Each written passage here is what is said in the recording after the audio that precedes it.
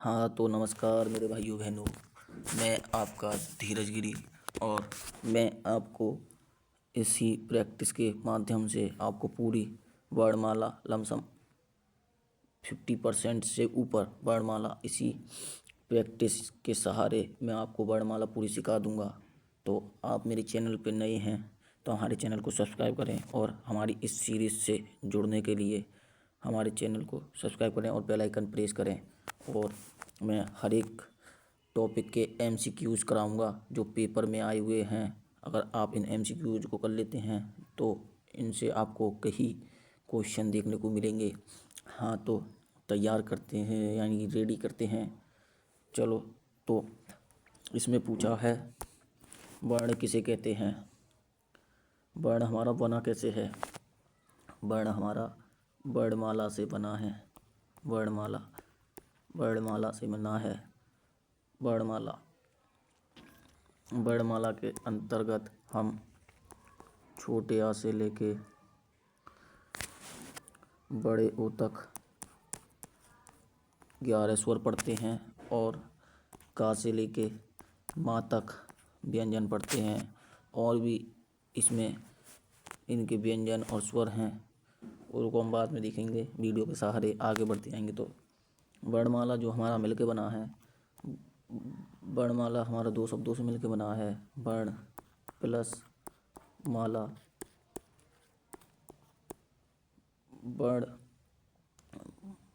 वर्ण भाषा की सबसे छोटी इकाई वर्ण कहलाती है। और मात्रा का मतलब ये कि लगने वाला समय उसके उच्चारण में। हाँ तो इसमें वर्ण किसे कहते हैं, वर्ण के बारे में हम तुम्हें अभी बताते हैं। वीडियो पर बने रहें। वर्ण हमारे वर्ण में स्वर और व्यंजन आते हैं। ठीक है, स्वर हमारे 11 होते हैं और इसमें 4 हमारे मूल स्वर और 7 हमारे दीर्घ स्वर होते हैं। तो इसमें क्वेश्चन में हमसे पूछा है वर्ण किसे कहते हैं।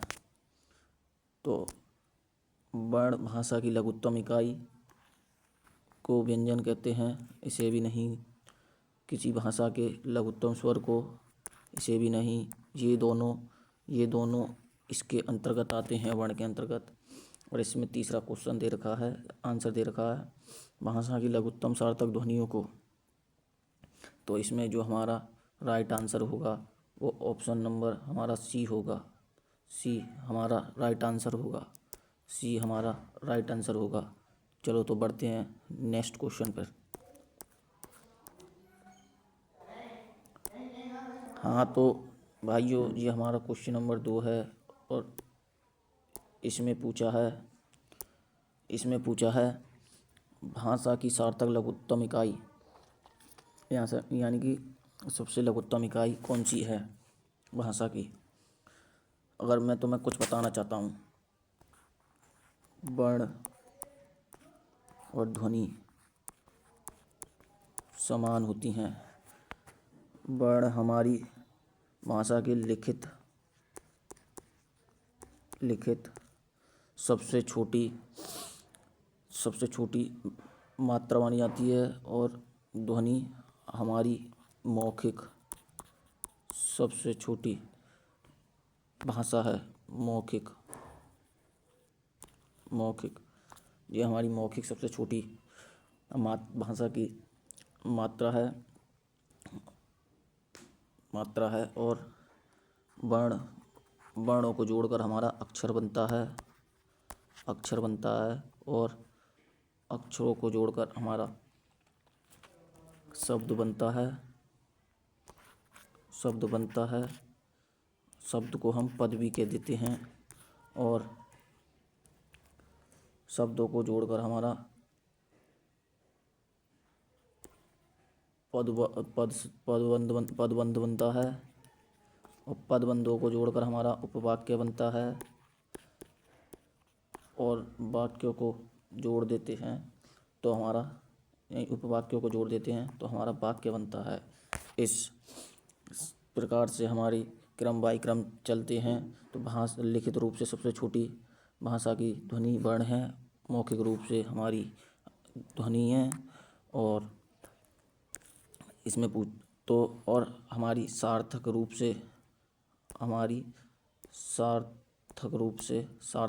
हमारी लघुत्तम इकाई हमारी शब्द है। ये हमारी सार्थक इकाई है भाषा की। तो हमारा क्वेश्चन में यही पूछा है कि भाषा की लघुत्तम सार्थक इकाई कौन सी है। तो वर्ण हमारी, मैंने तुम्हें बताया, वर्ण हमारी लिखित है,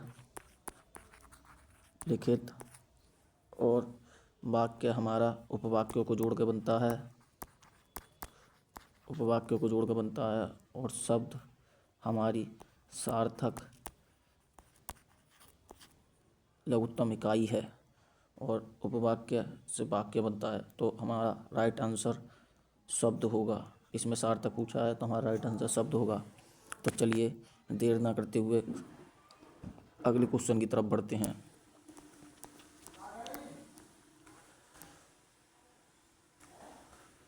तो भाइयों, हमारे इस क्वेश्चन में पूछा है, ये हमारा क्वेश्चन नंबर 3 है, जिस स्वर के उच्चारण में 2 मात्राएं लगती हैं उसे क्या कहते हैं। मात्रा काल के आधार पर स्वरों को महर्षि पढ़नी ने बांटा है, जो 3 होते हैं। एक तो जिन्हें हम ह्रस्व स्वर कहते हैं, ह्रस्व या मूल, और नंबर 2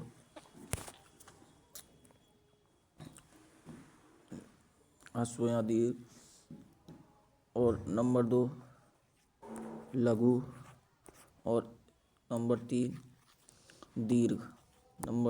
दीर्घ। जब किसी स्वर को बोलने में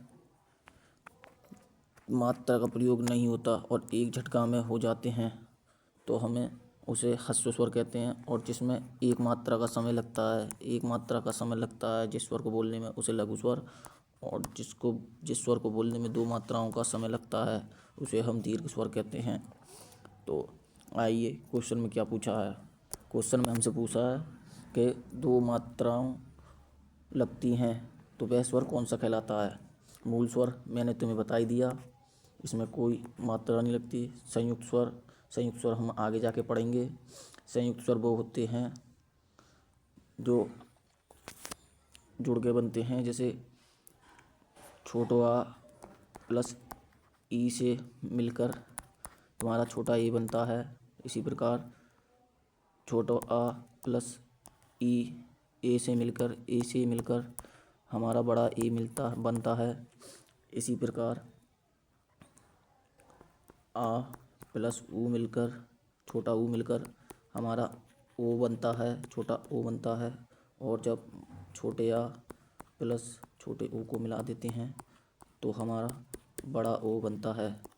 ये हमारे संयुक्त स्वर हैं। संयुक्त स्वरों की अगर कोई संख्या पूछे तो वो हमारे 4 होती है। तो क्वेश्चन को देखते हैं, क्वेश्चन में क्या पूछा है। तो क्वेश्चन में पूछा है जिसकी 2 मात्राएं लगती हैं तो उसे हम मूल स्वर भी नहीं कहते, नहीं संयुक्त स्वर मैंने बता दिया, नहीं संयुक्त स्वर कहते। लघु इसमें 2 मात्राओं का समूह लगता है, गुरु इसमें 2 मात्राओं का समय लगता है, तो ये आंसर होगा हमारा लघु, इसमें 1 मात्रा का समय लगता है। तो चलिए नेक्स्ट क्वेश्चन को देखते हैं।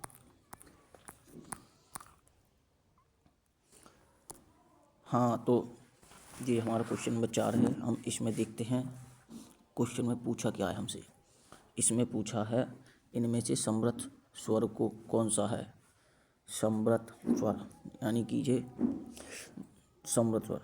यानी कि ये मुखाकृति के आधार पर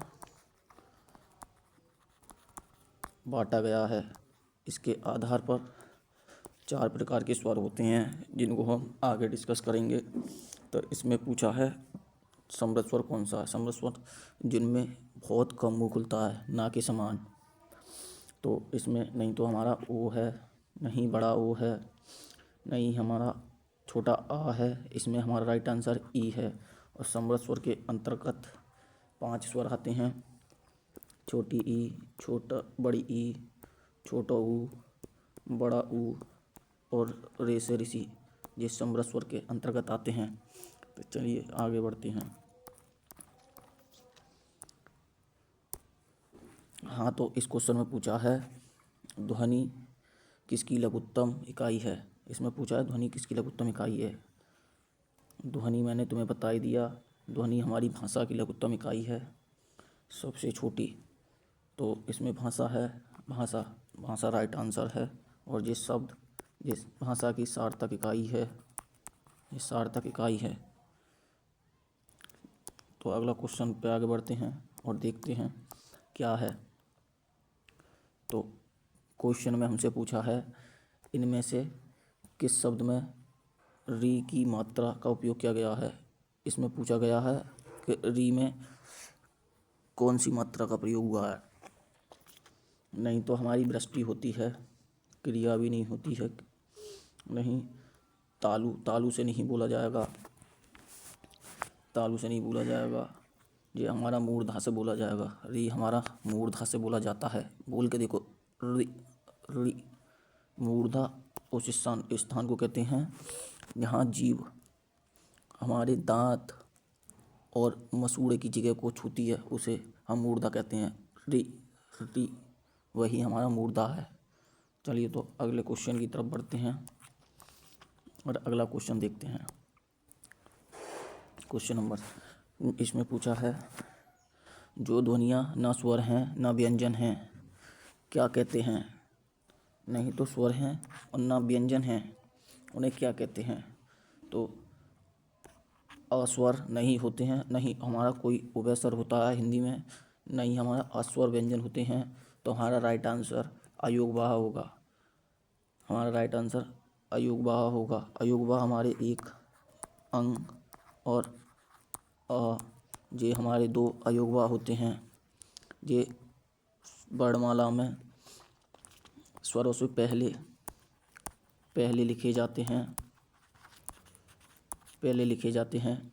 और ये अनुस्वार अंग वर्णमाला का सबसे पहला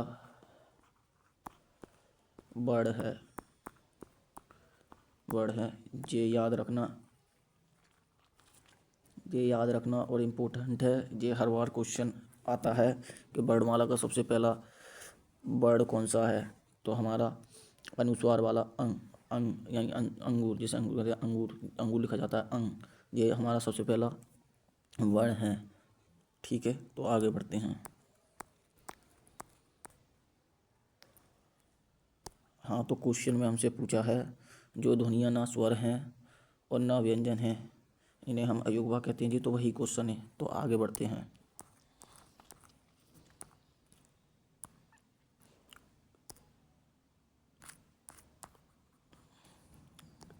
इसमें पूछा है वर्ण कितने प्रकार के होते हैं। मैंने तुम्हें बताया था वर्ण वर्णमाला से मिलकर बना है। और वर्ण में 2 शब्द होते हैं। वर्ण के 2 प्रकार होते हैं, स्वर और व्यंजन। स्वर और व्यंजन। तो वर्ण के कितने प्रकार हैं। तो वर्ण के मैंने तुम्हें बता दिया, एक तो ये और एक ये 2। तो वर्ण के 2 प्रकार होते हैं। वर्ण के 2 प्रकार होते हैं। चलो तो आगे बढ़ते हैं वीडियो में। तो क्वेश्चन में पूछा है वर्णमाला में मात्रा का अर्थ है। वर्णमाला में मात्रा का अर्थ है, वर्ण की मात्रा ये भी नहीं है। वर्णमाला के उच्चारण में लगने वाला समय मैंने तुम्हें बताया था, जब उसका सेपरेट करके बताए थे वर्ण प्लस माला। तो इसमें माला का अर्थ है मात्रा। तो वर्ण के उच्चारण में लगने वाला समय वर्णमाला कहलाता है, मात्रा कहलाता है। तो हमारा राइट आंसर बी है। तो आइए तो क्वेश्चन में आगे बढ़ते हैं। ये हमारा सबसे अंतिम और लास्ट क्वेश्चन है। ये ही हमारा सबसे महत्वपूर्ण क्वेश्चन है। तो इसमें पूछा गया है उच्चारण के कालमान मानी समय, उच्चारण के उच्चारण में लगने वाले समय, कालमान का मतलब समय, उच्चारण में लगने वाले समय को क्या कहा जाता है? मैंने तुम्हें बताया था, उसे हम मात्रा कहते हैं। मात्रा किसी भी वर्ण या व्यंजन के बोलने में लगने वाला समय मात्रा कहलाता है। तो राइट आंसर हमारा डी होगा। Thank you.